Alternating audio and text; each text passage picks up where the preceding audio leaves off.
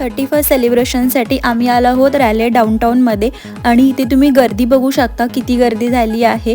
इथे भरपूर साऱ्या राईड्स होत्या, सो राईडमध्ये बसण्याचा मोह काय आवरला नाही, त्यामुळे मग राईडमध्ये पण बसलो। खूप छान वाटलं आणि इकडे वरून व्ह्यू विचाराल तर खूप सुंदर होता।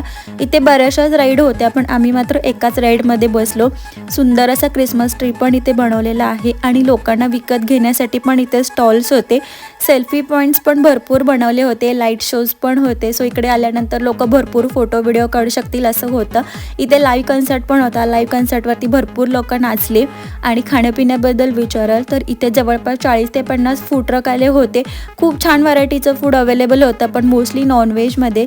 लहान मुलांना खेळण्यासाठी हे ट्रॅम्पोलिन्स पण ठेवले होते, सो हवा तेवढा वेळ खेळू शकत होते। आणि शेवटी सगळ्यांनी लाईव्ह काउंटडाऊन केला आणि नवीन वर्षाची सुरुवात केली। सो असा होता आमचा अमेरिकेतील 31st।